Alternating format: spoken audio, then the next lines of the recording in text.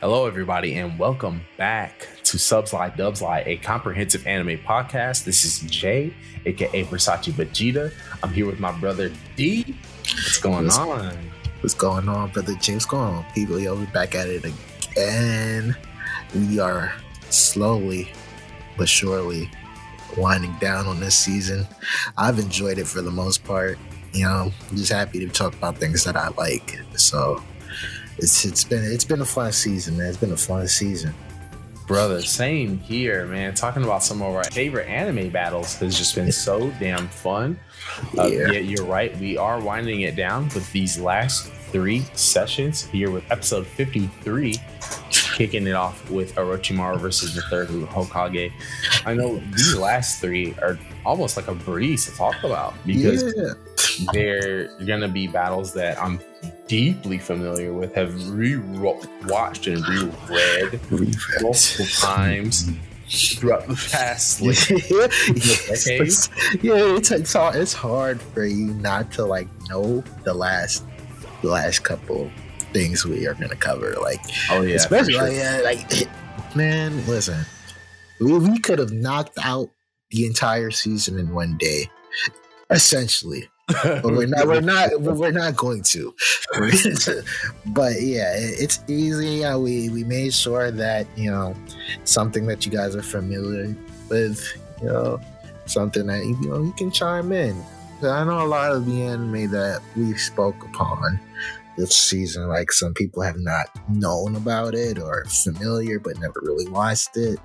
So here to make you guys comfortable. We're talking the classics. We know you guys know about this series. If you ain't watch it, you heard of it. The next 2 weeks, you're definitely gonna know or you heard of it. So ain't no way you'll be able to say I'm not tapped in. These last 3, we're coming through with some heavy hitters. So please believe you'll definitely want to make sure you aren't missing these. Before we do dive into this week's topic, though, how's your past week been, D? Oh, man. So, those who don't know, I was off the entire week. Yes, sir. Thankfully, that did a lot for my mental because, I was feeling kind of burnt out from work. It's not easy. I don't disclose much about my job, but I do have 2 jobs, so that's a lot on my biscuit.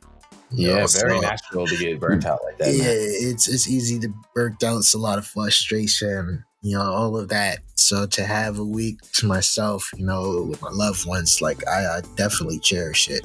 You can hear me now. I probably sound like I'm in great spirits because I am. And I definitely am, just thankful for having the week to myself and to the people that I really love and care about with me. So it was a great weekend.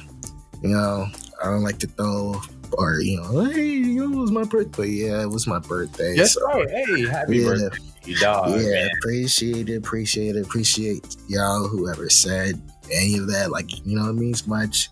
I don't try to be all up in y'all faces or whatever. You know what I'm saying? I'm really kind of low key for somebody who talks a lot sometimes. I am very low key, so I didn't want to over dramatize the day, but it was a really good, cool. But at the same time, pay homage, damn it. You know what I'm saying? It's brother D in the fucking building. Yeah. You know what I'm saying? If we cool and it's my day, you say what up.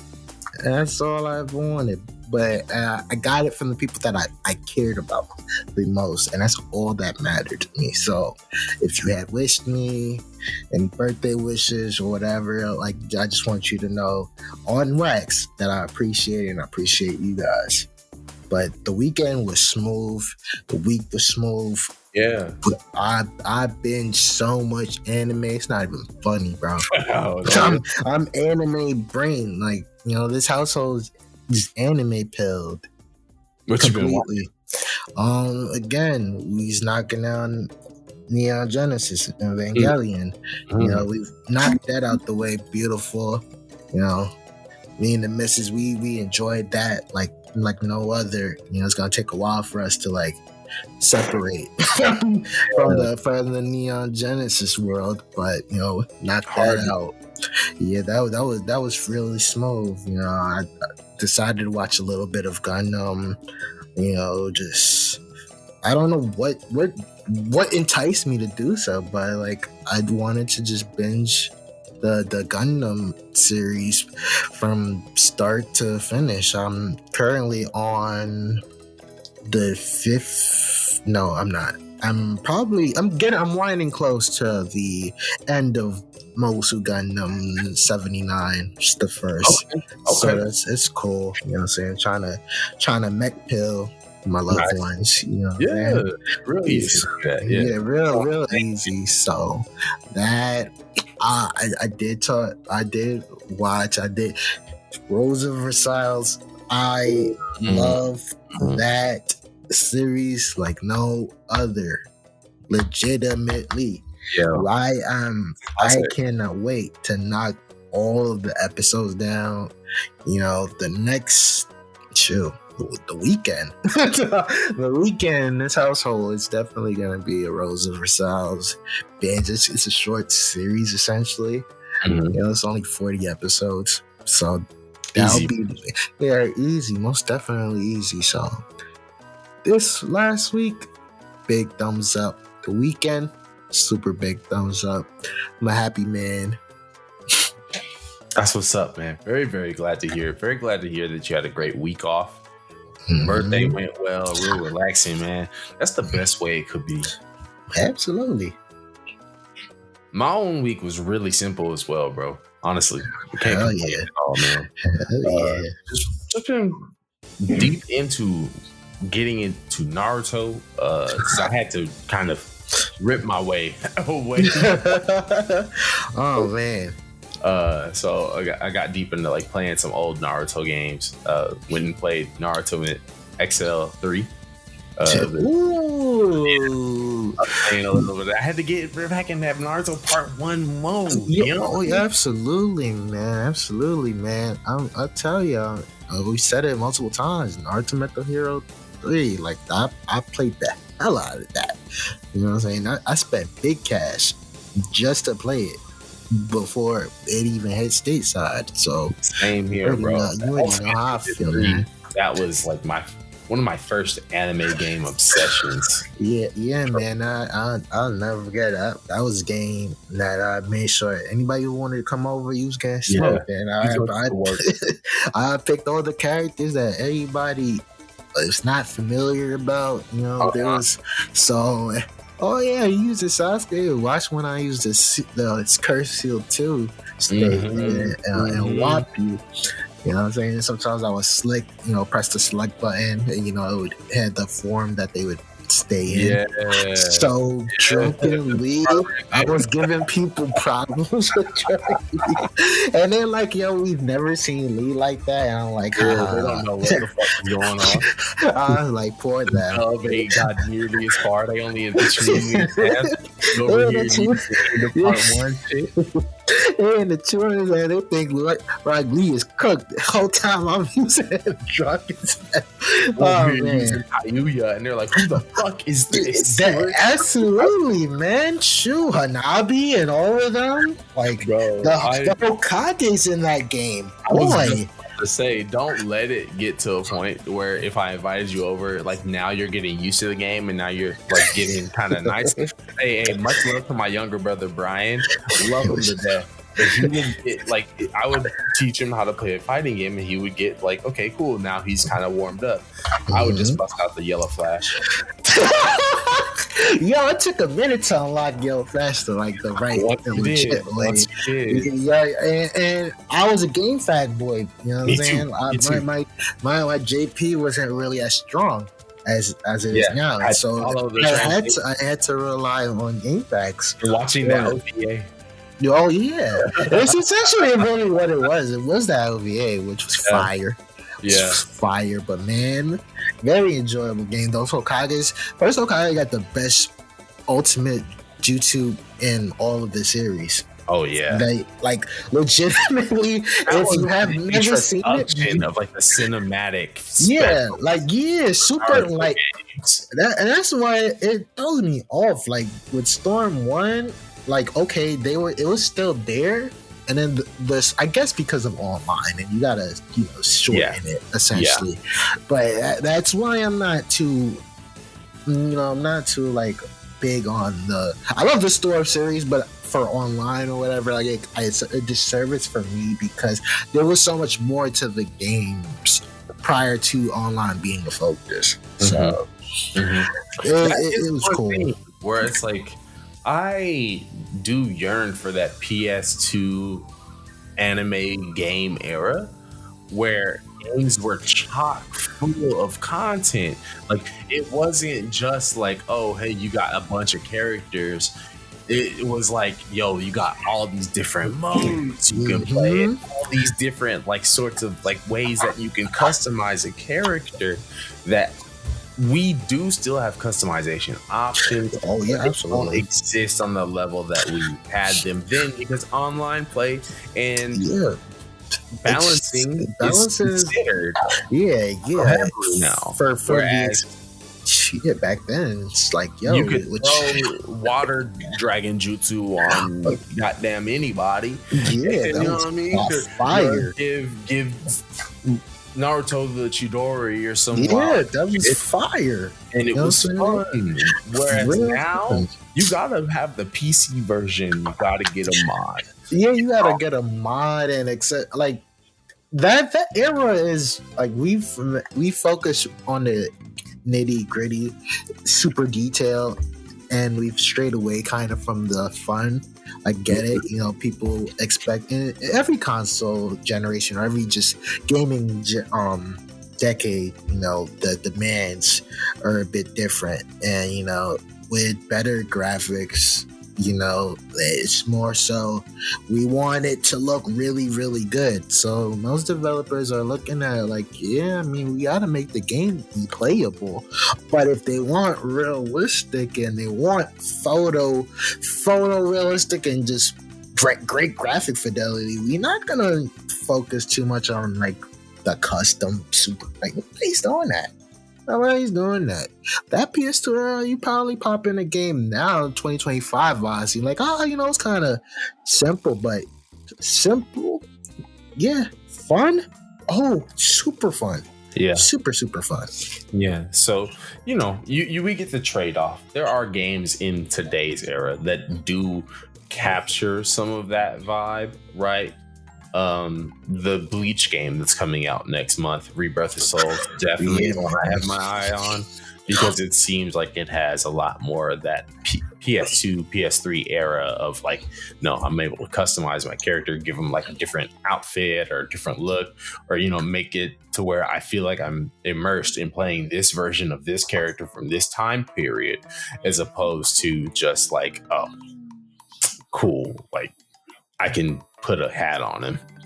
You know what I mean? Yeah.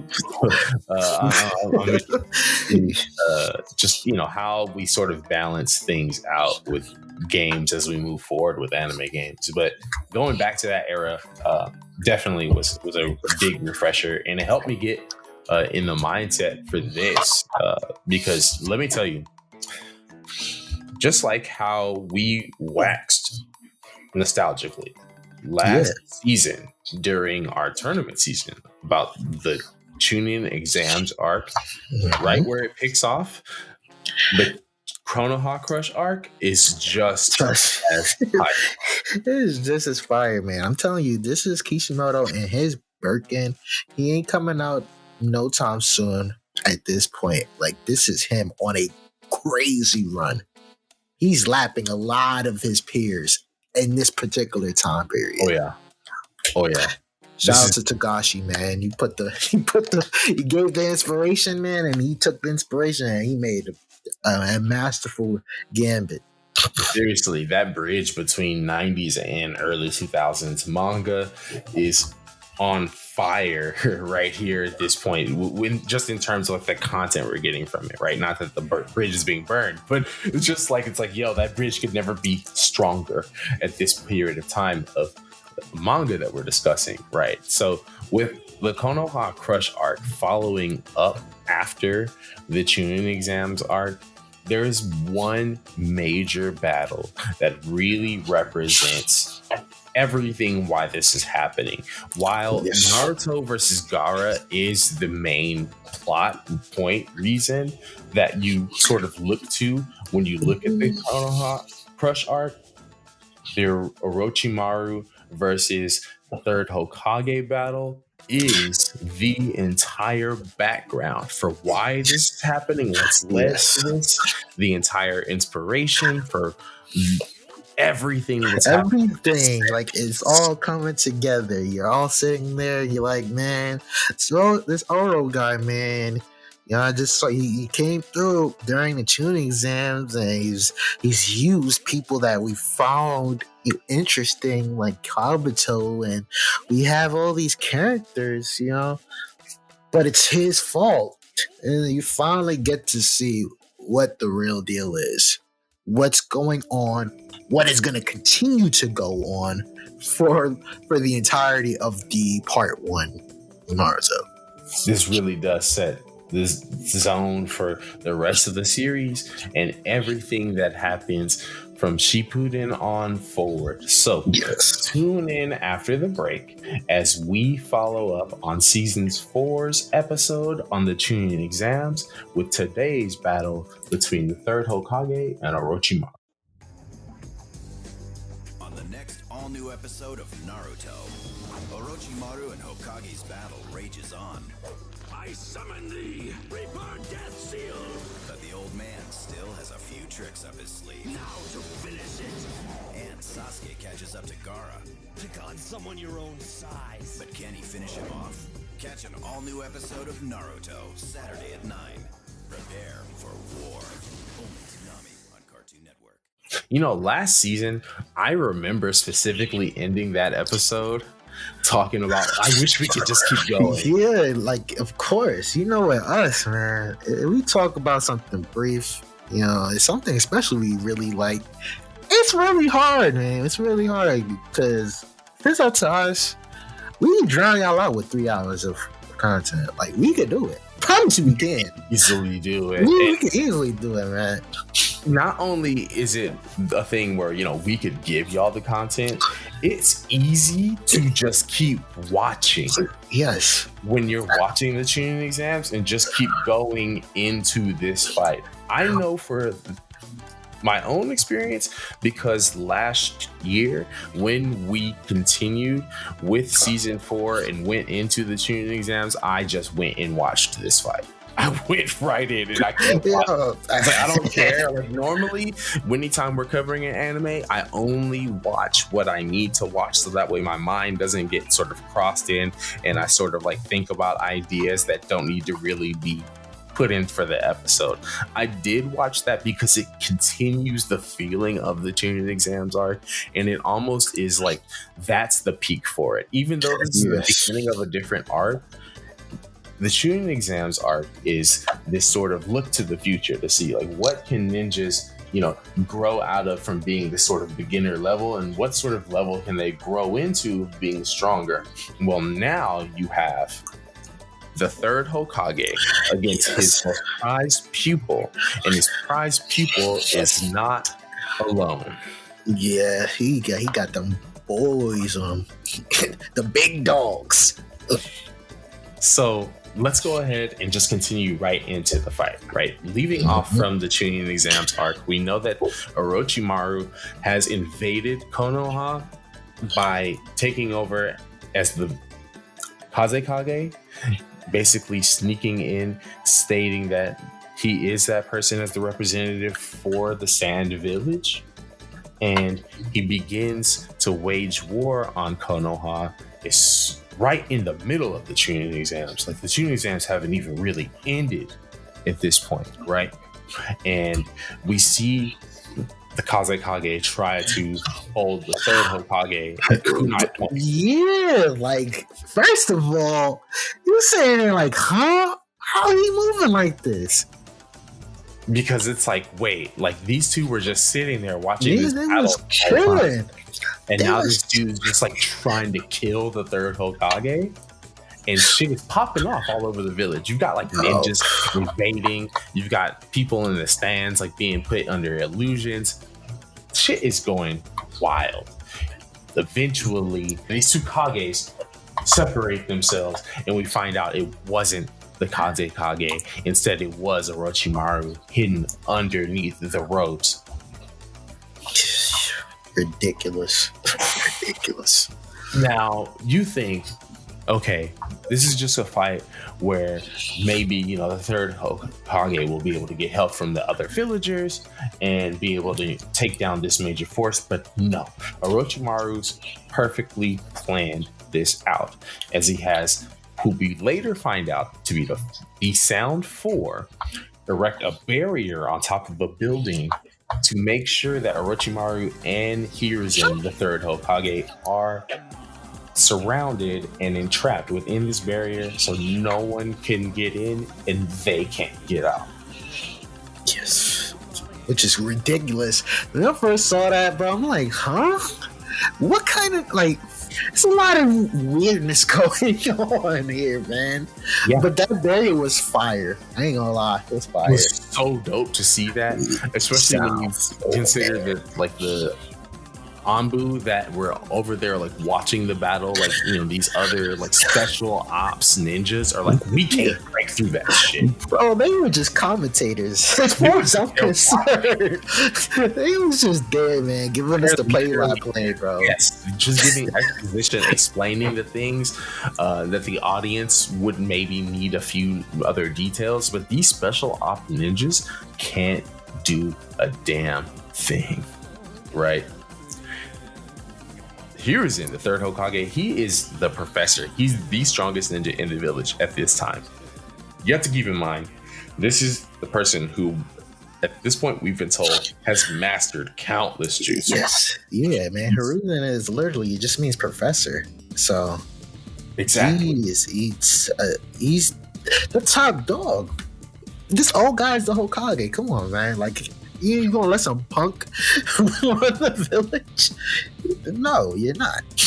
But if we know the lore, right, the third Hokage is only the third Hokage because the fourth Hokage had to give his life using the sealing Reaper Jutsu in order to seal half of the nine-tailed fox into himself, while the other half was sealed into his infant son, Naruto, on the day where the Nine Tails attacked the village. More on that later. Yes. Not this week, but another week. More on that.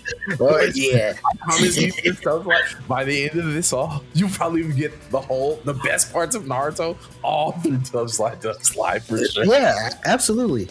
I promise. Won't break it. We just love that series so much, but I digress, right? Yeah. With this part, you've got the third Hokage having basically stepped back into the role as the Hokage because the fourth Hokage had to give his life, right? So even though he was like at one point the prime leader of the village, he still is that dude, but he's past his prime. He's in his elderly years at this point, right? On the other side, we have Orochimaru, who was at one point considered to be the candidate for the fourth Hokage because Orochimaru was one of the third Hokage's three prized students. These are known as the three great ninja, the Sanin, Jiraiya, Orochimaru, and Tsunade. These three ninjas are like the top dogs of their time, right? Like if anyone was going to be the next Hokage after Hiruzen, you would think it would be one of these three. The only thing is, Tsunade's got a big gambling problem.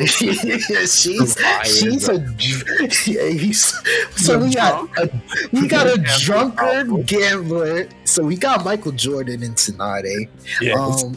We got He's young Roshi. He's young. He's Roshi. The spirit of Roshi lives within, man. Oh, for sure. He's doing it all. He's paying them. He's paying.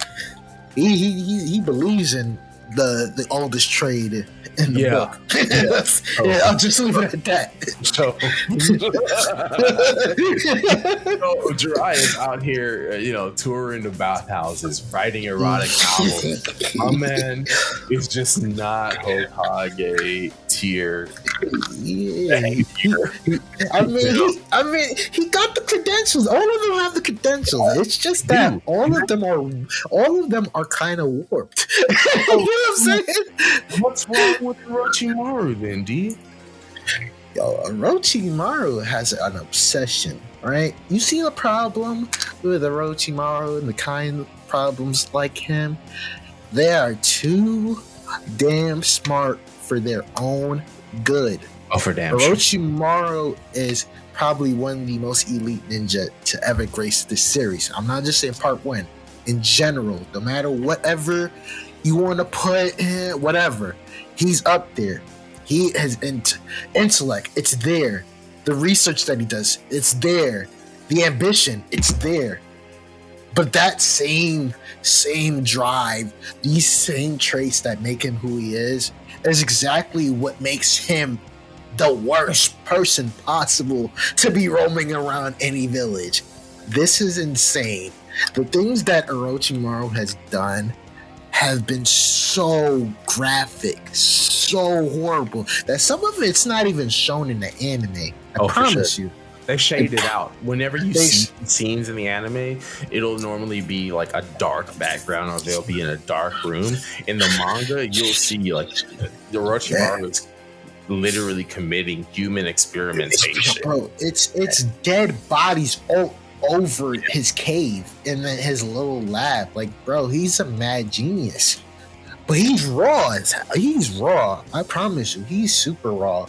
Like, Orochimaru is a ninja's ninja. Like, if we're talking, if Naruto was a series about actual ninjas that go around killing people, Orochimaru would be the coldest one.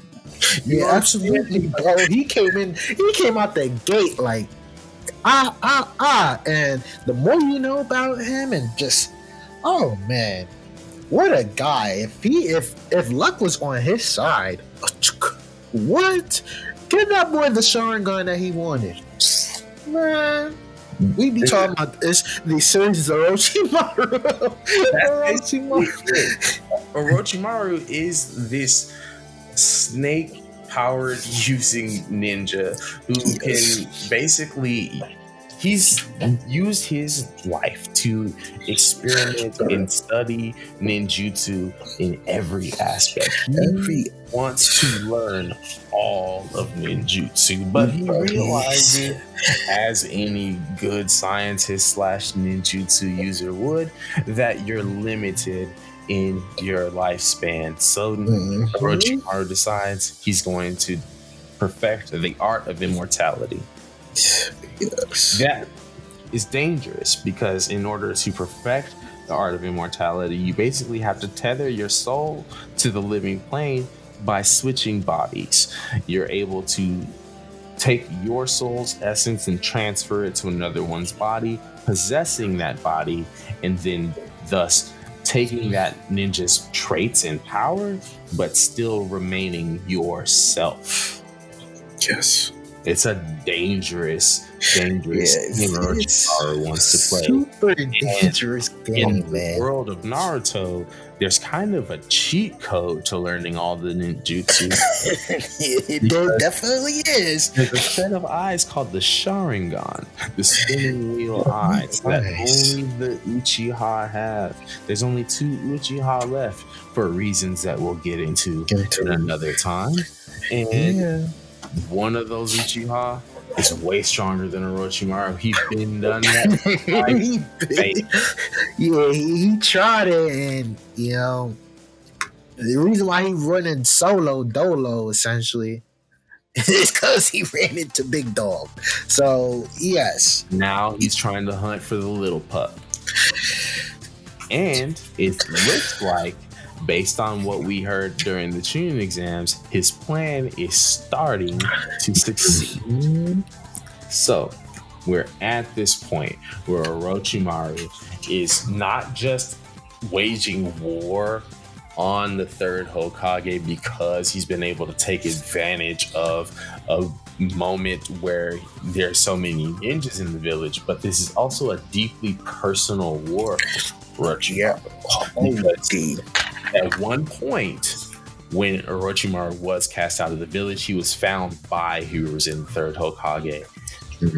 While he was in pursuit of immortality, experimenting on those people, the third Hokage had a chance to kill Orochimaru with his summoned monkey, the Monkey King Imba. Yes. He did not pull the trigger. The moment Orochimaru gave him the chance to even try, the third Hokage, just as his former teacher, as his former sensei, just couldn't pull the trigger because he believed in what he saw in Orochimaru as a genius back during his time. And that led to Orochimaru's escape. So we've got a battle between past and present, between morality and ambition, between teacher and student. And that is one aspect that I really, really dig about this fight, because this is like the first time we get to see that conflict. Yes. In a series that's full of teacher versus student. It's nothing but senseis in this mug. So you wind up seeing Jiraiya, Orochimaru's, former teammate, and his former student face off against each other, right? There are so many different battles that are setting this same sort of tone, but this is the first one where we see how important those bonds are between two shinobi and how those bonds can be warped. Yes. So Orochimaru, in his attempt to fight against the third Hokage, he realizes, look, it's not enough to just beat him. I need to demoralize him. All the way. So he uses the living reincarnation ninjutsu technique, the Edo Tensei, to bring back what he attempted to bring back as 3 coffins. The third Hokage successfully stops him from bringing back the third one. Because it would have been game over. That would have been too, bro. That would have been like you just changed the name of the manga to Orochimaru at that point. Yeah, absolutely. There's nothing no one could have done, because the third coffin was going to be the fourth Hokage. Did not want no problems, even incomplete or not. Did not need them problems. I promise that's the thing, right? Yeah, Orochimaru, as we see later in the series, this is an incomplete version of the living reincarnation technique. He's able to revive the first and second Hokage. These are 2 brothers that are known as the strongest ninjas ever. More.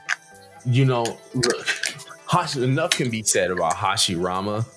Yeah, he's a meme at this point with how much we could say about him, bro. We had to discuss plenty about him in the Madara episode. Yeah. Right? And then you've got Tobirama Shinju, the second Hokage.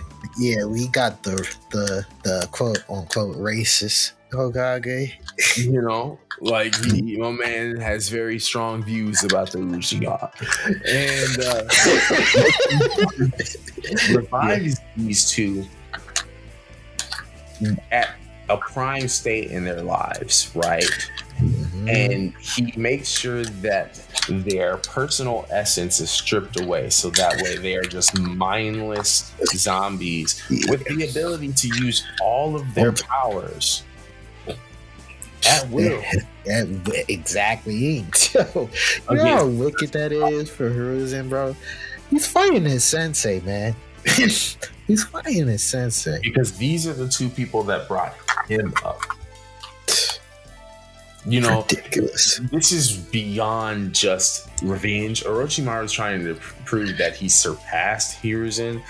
And honestly, yeah, in terms of ninjutsu, you have, but this is because you're using the dark arts. You know what I'm saying? Like you're cheating. You're using the most like evil, forbidden ninjutsu that everybody across the board agrees, like, yo, you gotta like murder tons of people before you can even get to be good at using that. We don't teach that shit. So yeah, maybe in terms of knowledge and ninjutsu, he's surpassed the third Hokage, but the third Hokage is keeping up as he's going jutsu for jutsu with both the first and second Hokages, while Orochimaru is on the sidelines trying to get his licks in too. Yes, he's just being petty, bro. Like, come on, bro. He didn't want to kill you the first time. You don't gotta be on your bully with this, man. Like, your gripe, yes, you have a gripe. Yes, they shunned you. Yes, they didn't make you become the fourth Hokage. Yes, you can feel all you want. You can be mad at the world. You can be mad at him, but come on, going a little bit too crazy. Strongly so, man. Like, you gotta realize this dude's willing to commit international war because the Sand Village is going to war with the Leaf Village, bro. He is, bro. And what they thought was their leader's behest, bro. He's just a terrorist. He's a full-on, like, we've never seen a terrorist like this in the series. Never. Even with the Akatsuki, when they come around, they are less, to me, although very scary and dangerous. Yeah.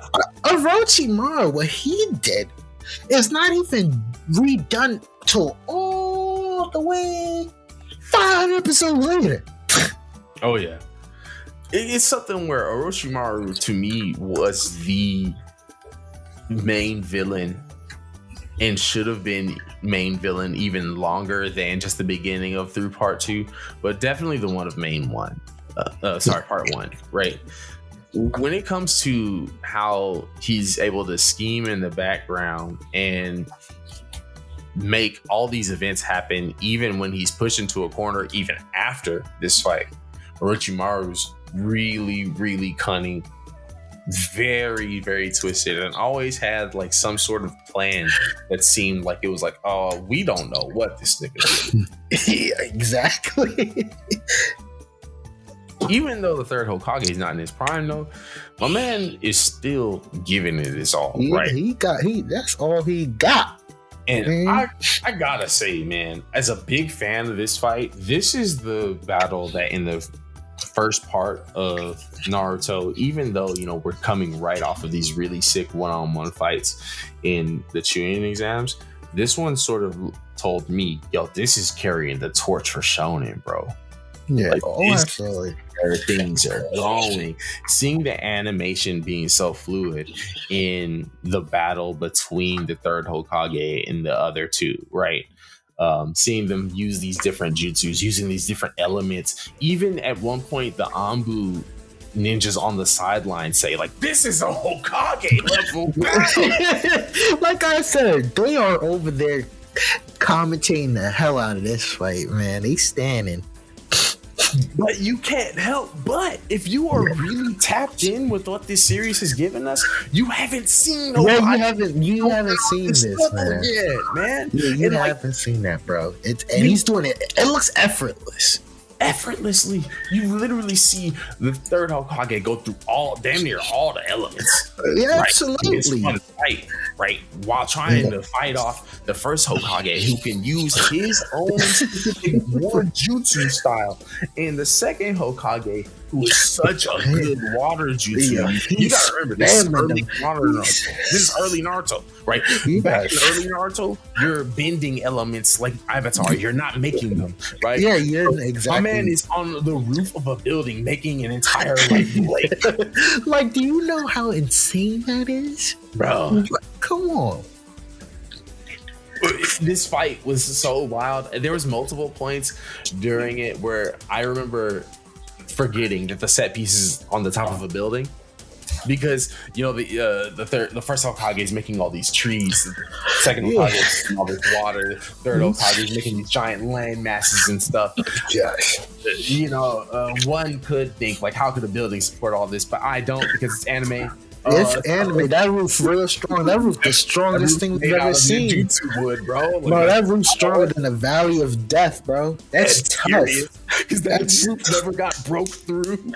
Bro, that roof is fell through the roof, bro. Man, the spirit of all Konoha lives through that roof. The will of fire is in that roof alone. That joint did not break down as hell.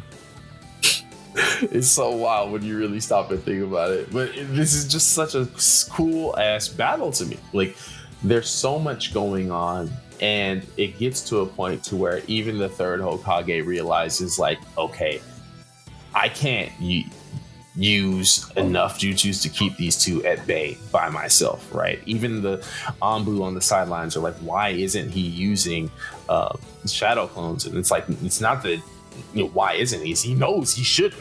He knows he needs to think tactically. He knows he needs to save his chakra for any big moves that he's got. Yes. Right. When you take into consideration that, Orochimaru was also guilting Hiruzen throughout the battle and telling him, you should have acted sooner. The third Hokage summoned the great monkey king Imma, telling him, we should have killed him last time. Right. Yeah. We're at a point to where the third Hokage is sort of backed into a corner and realizes there's only one option left. So he puts his hands together and begins to summon the Sealing Reaper Jutsu.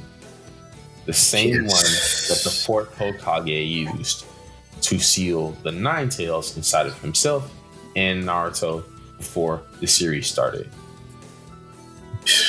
This is one of those, like, you gotta trade your life in order to seal up someone else, and your soul is trapped inside this thing. It's Naruto's Mafuba. It's sick seeing, especially like the old master have this move. Definitely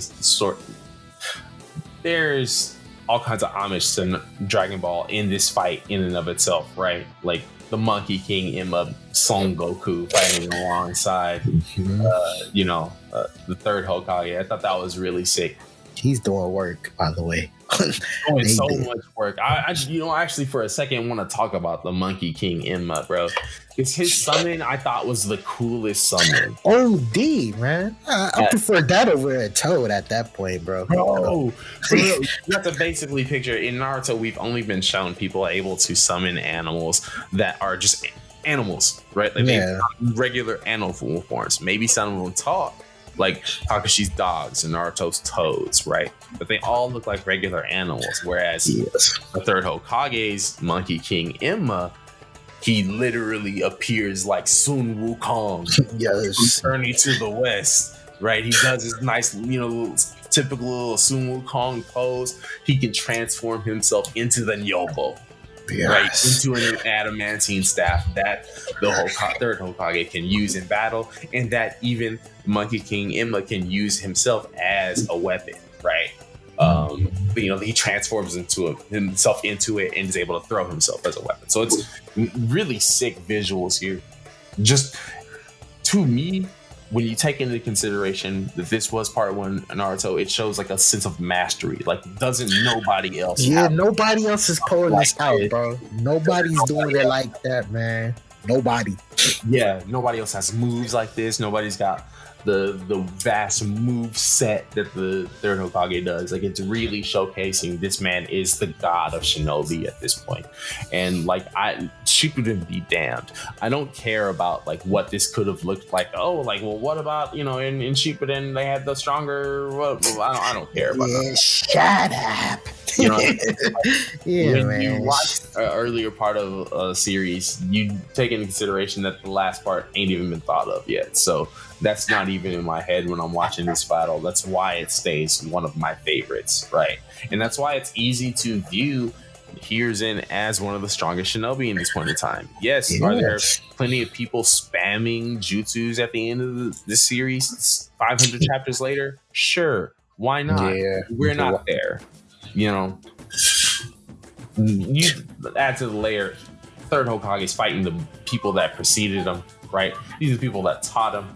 It's so much weight that goes into this battle, and he's carrying on the will of fire for the village, because at the same time, right, Orochimaru, like I said, he's mentally breaking him down. He shows by revealing a younger face, like, yeah, I can do this mentality shit, bro. Like, this all the stuff that you tried to stop me from doing, I'm well on my way to doing it, right? And Orochimaru is like, look, I've basically broken into your house. Like, there's nothing you can do. And the Third Hokage gets enveloped in this darkness, and the second Hokage and first Hokage and Orochimaru are all attacking him from all sides, and he's doing his best to form the Death Reaper seal. And the moment it's ready, he is talking to himself, and it's like, you know, like, this is the same sort of struggle that the fourth Hokage was in. Like, this is the same sort of like feeling he had when he knew he had to throw away his soul to save everyone's lives. He stood strong on his convictions, though. Extremely. Extremely. And that's what led him to be able to have his two shadow clones take the souls from the first and second Hokages. And I love the moment where, you know, he's grasped onto them and he's freeing their souls. And, you know, the second Hokage is like, sorry, we gave you trouble, man. And the first Hokage is like, but I'm proud of you. Like, I knew you could do it. Like, it was such a really cool moment, because you don't get to see the third Hokage in terms of him having been someone's student at any point up until now. Yes. So you feel the warmth that he feels from, you know, the people that he's carrying their will on moving forward, right? And he is able to eventually get his hands on Orochimaru as well, with the Monkey King Emma helping him. And he grabs onto him, and he's, you know, sitting there telling Orochimaru, like, I'm gonna take your soul within me. And then the moment he grabs him, Orochimaru is able to see the Death Reaper behind. Put the fear of God in that man. Nah, like, I can't. Like, I want to live forever. I want to learn all of the ninjutsu in the world. Like, I won't let you take this from me. And the third Hokage, he's weakened at this point, right? Like, his body's been battered through this fight. He's been cut. Orochimaru was able to call on his sword of Kusanagi and have it stab him in this moment. But even with him being stabbed, the third Hokage says, that doesn't mean anything. No, I'm going to die here. Bro, this is a man. He already accepted his fate, man, and it's so raw. He look cool doing it. I promise you, he do. Like, see how Orochimaru just whimper is like the funniest thing ever, because this man was committing literal genocide. It's just destroying everything. So it's kind of always cool when you see the fear of a villain as dastardly as this one. And it's wild because, like, you literally see, like, Orochimaru, like, crying to him, like, there's nothing you can do to stop this. Like, look, your village is being torn, you know, from around you. And the third Hokage, believing in all of the villagers, tells him, like, don't you realize this is your home? This is the village of Konoha. These people will fight to defend this till their death. And in that moment, you start seeing shots of all of them great clans of Konoha all fighting back against the Sand Village forces. I thought it was great to see like the village elders of these different clans, and we've seen like their younger, students within, right, all fighting back. It cuts to Naruto fighting off against Gaara. That's another battle that's been happening all during this, right? Yeah. There's just so many different fights, and all on every side, Konoha is starting to win back because of that will of fire. Almost as if it's the burning of the third Hokage soul raging out themselves. Yeah, this is peak will of fire. I ain't gonna lie. It's real, like the coming, like this is the perfect coming of age, and not just once. It's like getting the passing of the torch with the first and second Hokage to the third Hokage. The third Hokage is giving his life for exchange that he believes this whole village will rise again. And it's like, it's a beautiful picture, perfect moment, man. It's a lot of beautifulness going on. Him being willing to give his life for the protection of the future ideals of the people in the village is what allows him to even be able to just take half of Orochimaru's soul. Due to his body being weakened, that's all he's able to take. But he's able to take the power from Orochimaru's arms to keep him from ever being able to perform jutsu seals with his hands ever again. Yep. What a wicked way to go.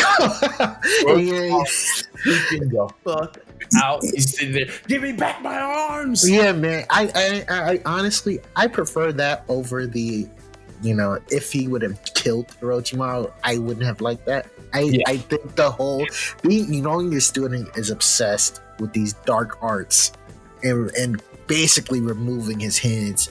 This still shows some form of level of care that he has for Orochimaru, and you'll see it later on. Yeah. Way later, and Shippuden when they reunite. So it's just lovely. It's just lovely.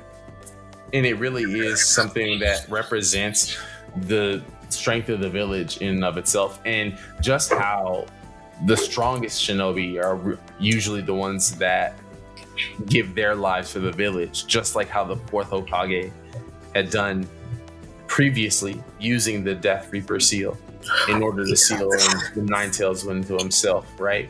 And you're right. It is better that Orochimaru was able to get that lesson taught to him rather than him being just killed, right? Yeah. Because there's so much more. Years. Yeah. This is so much more. And it's like, again, we have a lot more for Orochimaru. Killing him at this point would be kind of pointless. But at the same time, it's just a nice little nod to Hiruzen's kindness and just compassion. Like, even in the midst, knowing that his student is legitimately trying to destroy the village and kill him, he's still thinking about, if I can change or stop the madness with his hands, maybe, just maybe, he'll probably be less of a threat, and maybe he might change. Gotta remember, these people in Konoha, the Will of Fire, it's a bunch of idealists, bunch of them.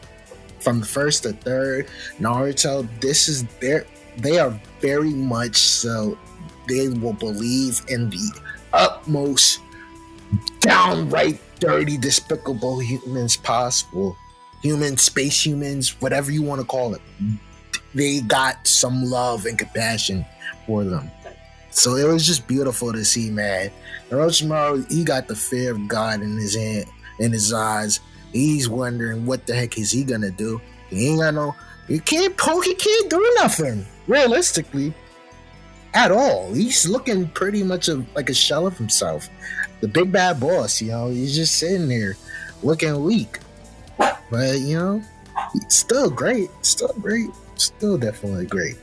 He really showed everything that he could through fighting against his teachers and his own student, and gave all of his life in order to stop them. I think the third Hokage sacrifice, and this really represents so much of the themes in what Naruto himself even bases himself on. And it was just really crazy to see, like, you see this shot right as the third Hokage is dying, and you see Orochimaru cursing him, and like Orochimaru's like yelling at him, and then eventually his voice goes out, and you just see Orochimaru there yelling, and then eventually all the third Hokage sees is just his student as a child, because in his heart, that's the person he's trying to save. Yes. Phew. Some elite storytelling. Elite Prime Kishimoto Japan right now. It's wild because even with Orochimaru losing, he still keeps trying to find his way towards immortality. He still tries to find a way to adapt. He still stays a major threat in this series. Absolutely. You know, this is a loss that affects not only the village, but characters like Asuma, man, Konohamaru. The Will of Fire becomes so much stronger in losing Hiruzen for all of the villagers, that if Orochimaru was trying to break Konoha, he did the exact opposite. He did the exact opposite, man. This is the perfect introduction to the Will of Fire, and it's a theme that never goes away, and you love to see it. Shout out to Third Hokage. Represented it in the best way possible. None of that gimmicky nonsense, whatever. This is the best way possible of showing the Will of Fire in the entire series.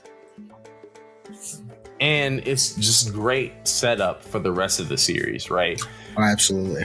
Naruto's village is left without a Hokage, so Konoha now has to search for one.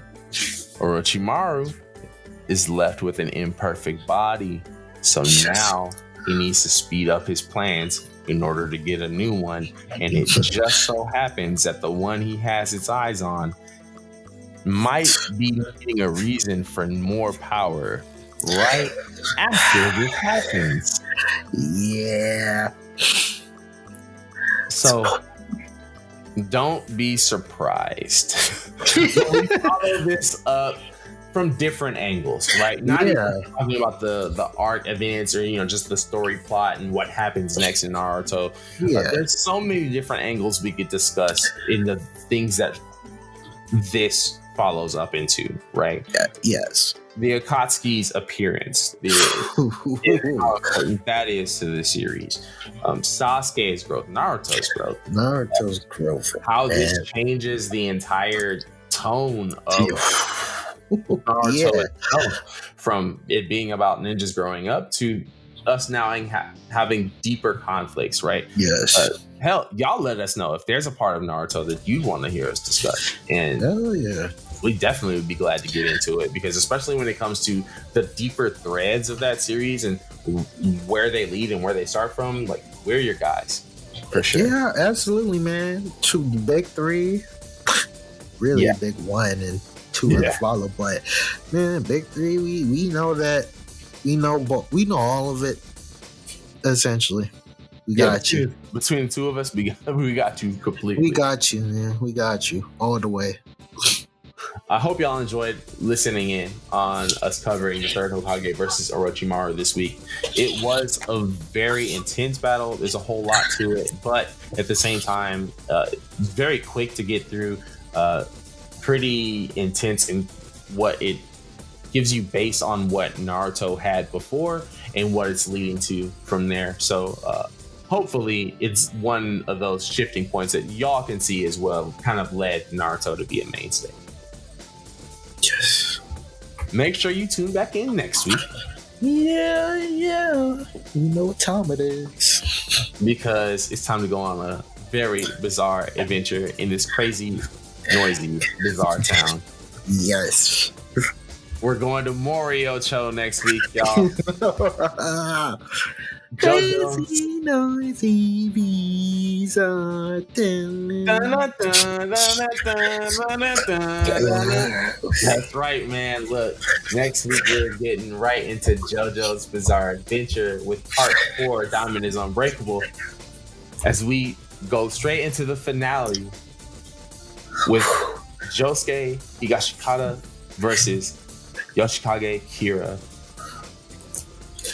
Oh, that's gonna be fire. Another one bites the dust next week.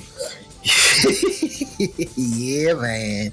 So make sure y'all tune in. Get caught up on that part. Watch the entire Bites the Dust arc of JoJo's. Reread it. I strongly emphasize do both, because you'll be able to appreciate that the anime did some good with that. Yeah, for a fact. Yeah, they did some really good with that. Made it a lot cleaner. But Boo, part 5. I hate you, part 5. Yeah, oh my god. Yo, it's gonna be a great time next week, man. Next week we got some things to talk about. Yeah, man, you guys always wonder how we got into this stuff, man. And when we talk about these fan skins, oh boy, next week's gonna be some fun talk. It's gonna be a very lovely duan. Man, so slide, don't slide. We don't, never have. Never will, man. Come on, you know that's already. It's been 5 seasons. You don't know now, you losing out. You already know, man. Us never them. It's us never them, man. As always, we out here, man. Peace. Yeah, I'll let your boys.